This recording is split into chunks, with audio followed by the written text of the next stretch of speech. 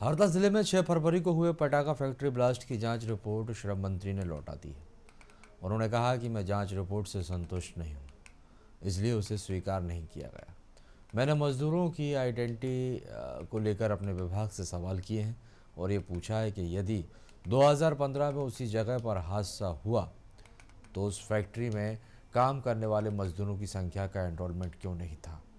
अभी जो पीड़ित हैं उसमें पब्लिक की संख्या ज़्यादा बताई जा रही है। मजदूरों की संख्या तो 32 ही है। जब सूची ही नहीं तो वेरिफिकेशन किस आधार पर है।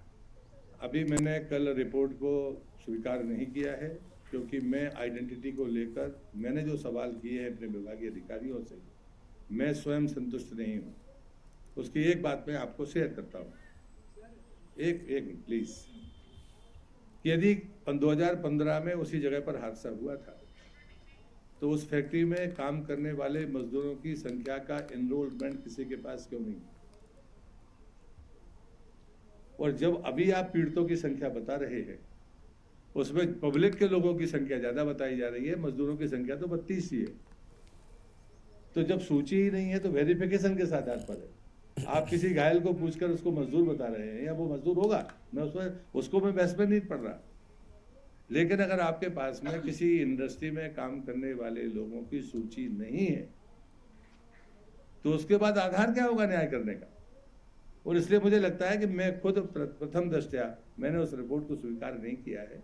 और मैंने कहा कि यदि कोई पेपर वहाँ के डिस्ट्रिक्ट कलेक्टर के पास हो, हमारे विभाग के किसी के पास हो, क्योंकि 2015 में ठीक ऐसे इंसिडेंट हो चुका है, और उसके बाद भी अगर सूची उपलब्ध नहीं है तो हमको अपने मैकेनिज्म पर फिर से विचार करना पड़ेगा कि हम तरीका क्या अपनाएं। नंबर 1, वो निर्देश मैंने जारी किए।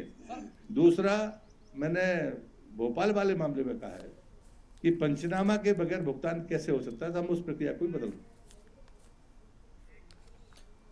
मध्य प्रदेश के श्रम मंत्री प्रहलाद पटेल ने एक ऐतिहासिक फैसला लेते हुए बताया कि 1 अप्रैल से समस्त औद्योगिक एवं असंगठित श्रमिकों को 25% अधिक मजदूरी मिलेगी। यह निर्णय साल 2014 के बाद बढ़ा दिया गया है, और जबकि यह रेट हर 5 साल में रिवीजन होता है, मगर यह साल 2014 के बाद नहीं हुआ था। अकुशल श्रमिकों को जो है 11,450 रुपये मासिक मजदूरी, अर्धकुशल श्रमिकों को मासिक मजदूरी बढ़कर 12,446 रुपये होगी। खेती और मजदूरों की मासिक मजदूरी बढ़ाकर 9,160 रुपये मिलेंगे, और मजदूरों की दिव्यांगता मृत्यु के आधार पर मिलने वाली सहायता बढ़कर 4 लाख रुपये होगी। श्रमिकों को ई स्कूटर खरीदने के लिए 40,000 रुपये की आर्थिक सहायता मिलेगी। आज तो एक प्रकार से परिचय के लिए, क्योंकि मेरे मंत्री बनने के बाद कभी सीधे चर्चा नहीं हुई।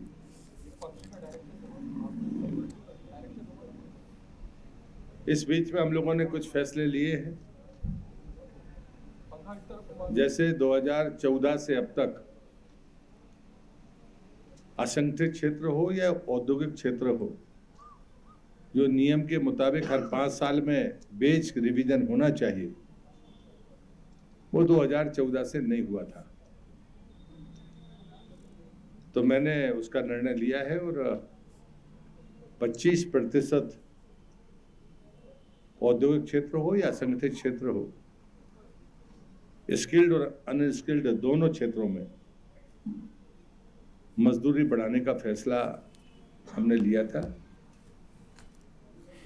और मुझे लगता है कि जितने भी क्षेत्रों में मजदूर काम करते हैं उनके वेलफेयर की चिंता करना, उनकी सुरक्षा की चिंता करना, ये मंत्रालय का काम है। टीम हमारे पास में जो है उसमें अभी बहुत रिक्तताएं हैं। वो रिक्तताएं शायद मैंने किसी की रिपोर्ट में पढ़ी भी है, और दूसरे ग्रेड पर तो आश्चर्यजनक रिक्तता है। इसलिए आते भी हमने, चूंकि अभी कोर्ट का मामला है तो हम सीधे प्रमोशन के उस रास्ते पर नहीं जा सकते, और इसलिए प्रभार के माध्यम से हमने नीचे से ऊपर करने की कोशिश की है। वो जानकारी आपको डिपार्टमेंट में पारदर्शी ढंग से मिल जाएगी, ताकि निचले स्तर से हम भर्तियां शुरू करें और हमारा मैन पावर हमारे पास में उपलब्ध हो, ताकि हम बेहतर तरीके से मजदूरों के हितों की चिंता कर सकें, श्रमिकों के हितों की चिंता कर सकें।